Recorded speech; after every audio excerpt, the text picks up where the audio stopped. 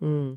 ସର୍ବେ ଭବନ୍ତୁ ସୁଖିନା ସର୍ବେ ସନ୍ତୁ ନିରାମୟା ସର୍ବେ ଭଦ୍ରାଣି ପଶ୍ୟନ୍ତୁ ମା କଶ୍ଚିତ୍ ଦୁଃଖଭାଗ୍ ଭବେତ୍ ଅଖଣ୍ଡ ମଣ୍ଡଲାକାରମ୍ ବ୍ୟାପ୍ତମ୍ येन ଚରାଚରମ୍ ତତ୍ପଦମ୍ ଦର୍ଶିତମ୍ येन ତସ୍ମୈ ଶ୍ରୀ ଗୁରවේ ନମଃ।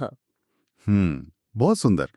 ପ୍ରକୃତରେ ଏହି ଶାନ୍ତି ମନ୍ତ୍ରରୁ ଆରମ୍ଭ କରିବାଟା ଆମ ଆଲୋଚନା ପାଇଁ ପୁରା ସଠିକ୍ ଅଟେ। ଆଜ୍ଞା, ତାହେଲେ ଆମେ ଏମିତି ଗୋଟେ ସମୟରେ ଅଛୁ ଯୋଉଠି ଆମ ହାତରେ ଥିବା ସ୍ମାର୍ଟଫୋନ୍ ପ୍ରତି ସପ୍ତାହରେ ନୂଆ ରୂପ ନେଉଛି।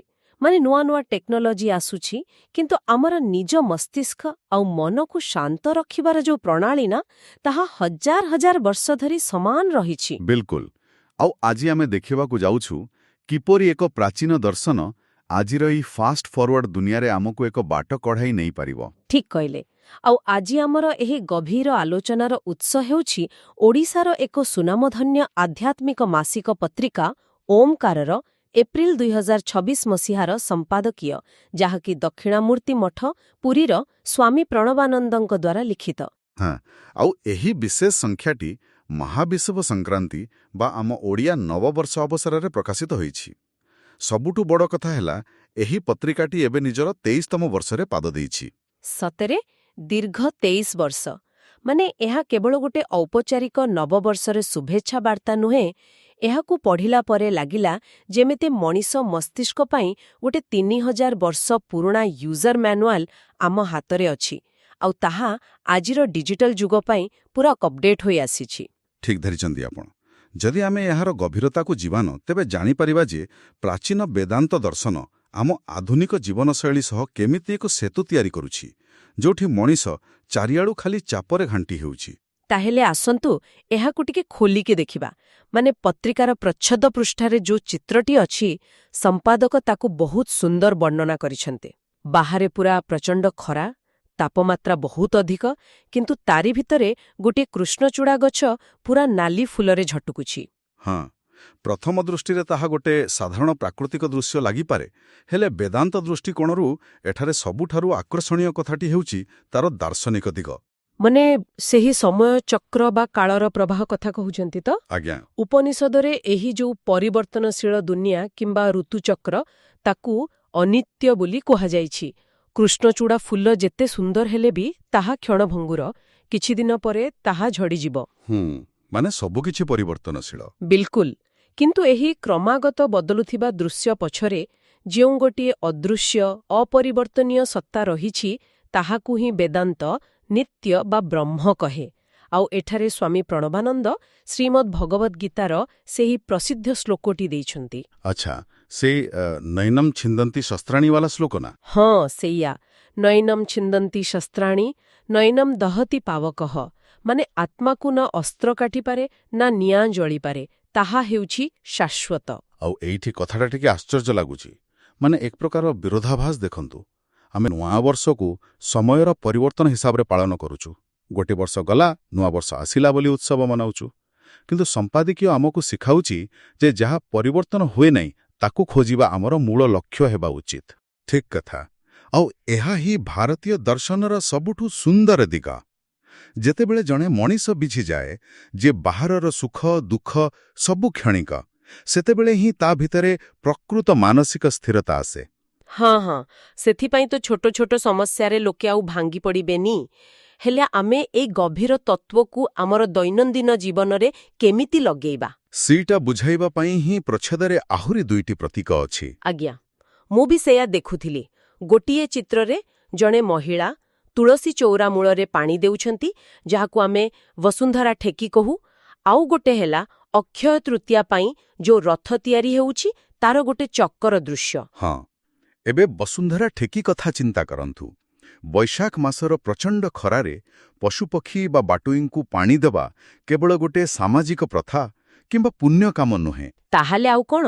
ବେଦାନ୍ତ ଦୃଷ୍ଟିକୋଣରୁ ଏହାକୁ ସିଧାସଳଖ କର୍ମଯୋଗ ସହ ଯୋଡ଼ାଯାଇଛି। ଶ୍ରୀରାମକୃଷ୍ଣ ଓ ସ୍ୱାମୀ ବିବେକାନନ୍ଦ ଯୋଉ ଆଦର୍ଶ ଦେଇଥିଲେ, ଶିବଜ୍ଞାନରେ ଜୀବସେବା, ଏହା ତାର ଗୋଟେ ବାସ୍ତବ ଉଦାହରଣ।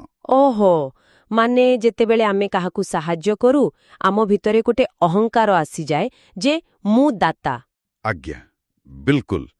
କିନ୍ତୁ କର୍ମଯୋଗ ଶିଖାଏ ଯେ ପ୍ରତ୍ୟେକ ପ୍ରାଣୀ ଭିତରେ ସେହି ପରମାତ୍ମା ବା ଶିବ ଅଛନ୍ତି।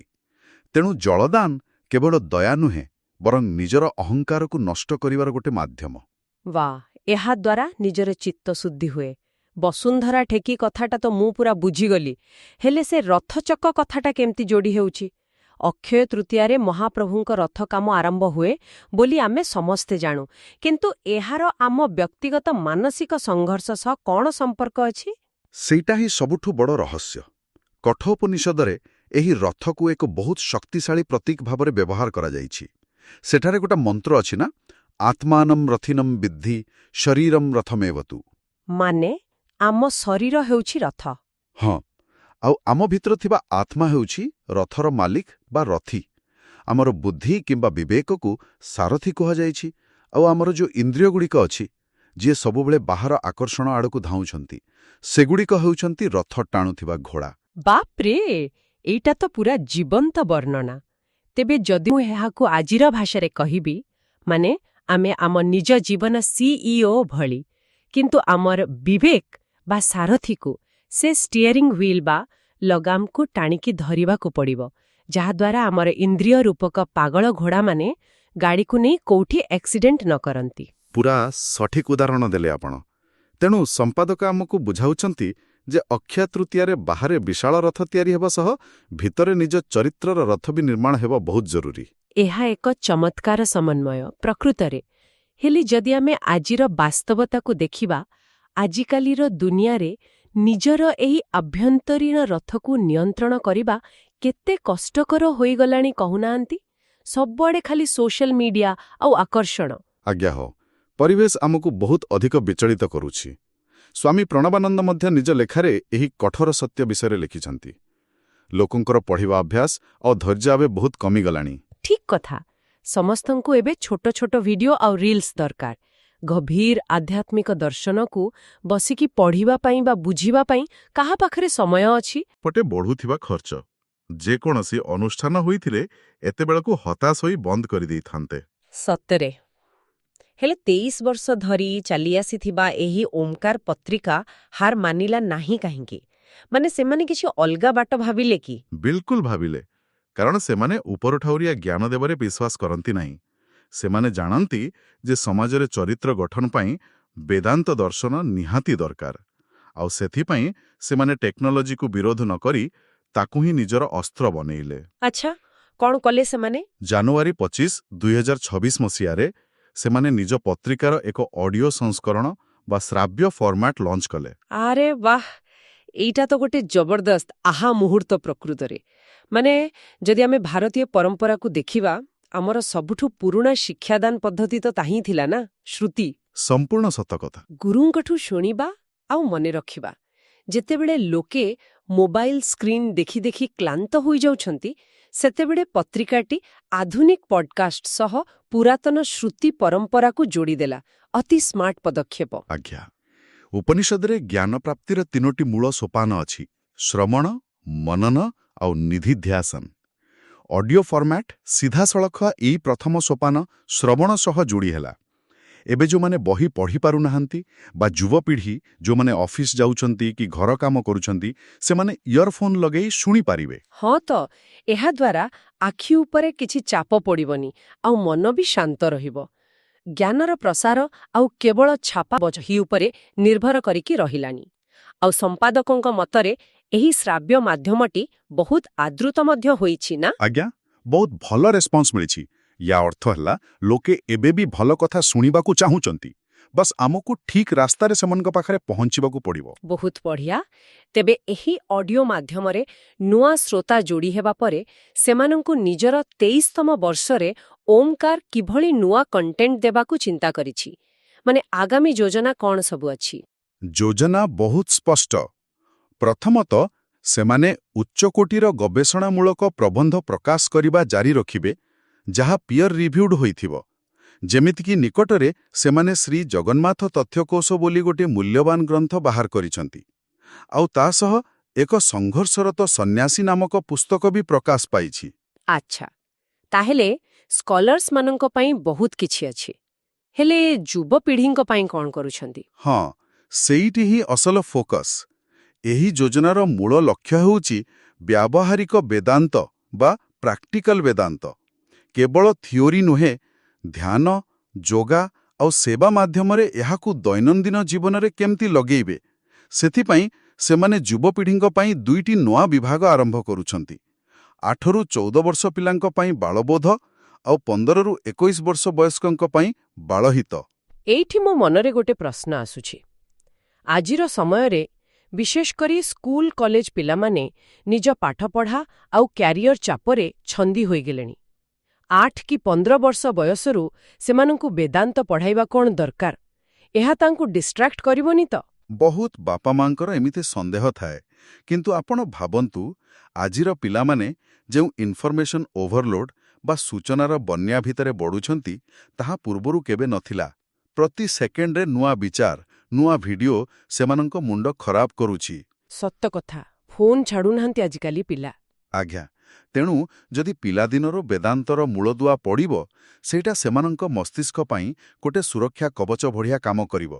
ଏହା ସେମାନଙ୍କୁ ଶିଖାଇବ ଯେ ସେମାନଙ୍କର ପ୍ରକୃତ ପରିଚୟ ସୋସିଆଲ ମିଡିଆର ଲାଇକ୍ ବା କମେଣ୍ଟ ଉପରେ ନିର୍ଭର କରେ ନାହିଁ। ଏଥିରୁ ତାଙ୍କର ଏକାଗ୍ରତା ବଢ଼ିବ। ଓହୋ, ଅର୍ଥାତ୍ ଏହା ଏକ ପ୍ରକାର ମାନସିକ ଫିଲ୍ଟର ବା ଛାଣିବା ଯନ୍ତ୍ର ଭଳି କାମ କରିବ। ବାହାରୁ ଆସୁଥିବା ନକାରାତ୍ମକ କଥାକୁ ଅଟକାଇବ। ମାନେ ଆମେ ଯେଉଁ ଆଭ୍ୟନ୍ତରୀଣ ରଥ କଥା କହୁଥିଲେ ପ୍ରଥମରୁ, ଏଇଟା ସିଧା ତା ସହ ଯୋଡ଼ି ହେଇଗଲା ନା? ବିଲକୁଲ ଯୋଡ଼ି ହେଇଗଲା। କାରଣ 8 ବା 15 ବର୍ଷ ବୟସ ହେଉଛି ସେହି ସମୟ ଯେତେବେଳେ ଜଣେ ନିଜ ରଥର ଲଗାମକୁ ପ୍ରଥମ ଥର ପାଇଁ ନିଏ। ଯଦି ତାକୁ ସେତେବେଳେ ଠିକ୍ ବାଟ ନ ଦିଶେ, ତେବେ ତାର ଇନ୍ଦ୍ରିୟଗୁଡ଼ିକ ବିପଥଗାମୀ ହେବା ନିଶ୍ଚିତ। ତେଣୁ ଏହି ବାଳବୋଧ ଓ ବାଳହିତ ସ୍ତମ୍ଭ ସେମାନଙ୍କୁ ଏକ ଦକ୍ଷ ସାରଥୀ ହେବାକୁ ଶିଖାଇବ। ସତରେ ବହୁତ ଦୂରଦୃଷ୍ଟି ସମ୍ପନ୍ନ ପଦକ୍ଷେପ। ଆଜ୍ଞା, ଆଉ ଏହା ହିଁ ହେଉଛି ସ୍ୱାମୀ ପ୍ରଣବାନନ୍ଦଙ୍କ ସମ୍ପାଦକୀୟର ମୂଳ ନିର୍ଯାସ। ଓମକାର ପତ୍ରିକା କେବଳ କିଛି କାଗଜର ସମାହାର ନୁହେଁ, ଏହା ହେଉଛି ଆଜିର ପରିବର୍ତ୍ତନଶୀଳ ସମୟ ଭିତରେ ନିଜକୁ ସ୍ଥିର ଏବଂ ଅପରିବର୍ତ୍ତିତ ରଖିବାର ଏକ ଶକ୍ତିଶାଳୀ ମାଧ୍ୟମ।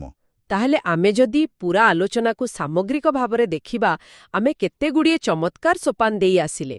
ପ୍ରଥମେ ଗ୍ରୀଷ୍ମର କୃଷ୍ଣଚୂଡ଼ା ଗଛରୁ ଶିଖିଲେ ଯେ ପରିବର୍ତ୍ତନ ପଛରେ ଥିବା ସେହି ଶାଶ୍ୱତ ସତ୍ୟକୁ କେମିତି ଚିହ୍ନିବା। ହଁ, ଆଉ ତାପରେ ବସୁନ୍ଧରା ଠାକୁର ବୁଝିଲେ ନିଷ୍କାମ କର୍ମଯୋଗ ଏବଂ ରଥଚକ୍ରରୁ ଶିଖିଲେ ନିଜ ଭିତରର ଶରୀର ରୂପକ ରଥକୁ ନିୟନ୍ତ୍ରଣ କରିବା। ଆଉ ଶେଷରେ ସବୁଠୁ ଜରୁରୀ କଥା, ଏକ ପୁରାତନ ଦର୍ଶନ କେମିତି ଅଡିଓ ଫର୍ମାଟ୍ ଭଳି ଏକ ଅତ୍ୟାଧୁନିକ ମାଧ୍ୟମର ବ୍ୟବହାର କରି ଆଜିର ଯୁବପିଢ଼ି ପାଖରେ ପହଞ୍ଚି ପାରୁଛି। ସତରେ ସମ୍ପାଦକ ବି ଆଶା ରଖିଥାନ୍ତି ଯେ ପାଠକ ଓ ଶ୍ରୋତାମାନେ ଏହି ବାର୍ତ୍ତାକୁ କେବଳ ନିଜ ପାଖରେ ନ ରଖି ଅନ୍ୟମାନଙ୍କ ସହ ବାଣ୍ଟିବେ, ଯାହାଫଳରେ ଗୋଟେ ସକାରାତ୍ମକ ପରିବେଶ ସୃଷ୍ଟି ହୋଇପାରିବ। ନିଶ୍ଚୟ। ଏବେ ଶେଷରେ ଆମ ଶ୍ରୋତାମାନଙ୍କ ପାଇଁ ଗୋଟେ ବଡ଼ ପ୍ରଶ୍ନ ଛାଡ଼ିକି ଯାଉଛି, ଯାହା ଉପରେ ଆପଣମାନେ ଚିନ୍ତା କରିପାରିବେ। ଆମେ କହୁଥିଲେ ଯେ ଆଜିର ଡିଜିଟାଲ ଆକର୍ଷଣଗୁଡ଼ିକ ଆମ ଇନ୍ଦ୍ରିୟ ରୂପକ ଘୋଡ଼ାମାନଙ୍କୁ ବିପଥଗାମୀ କରୁଛି।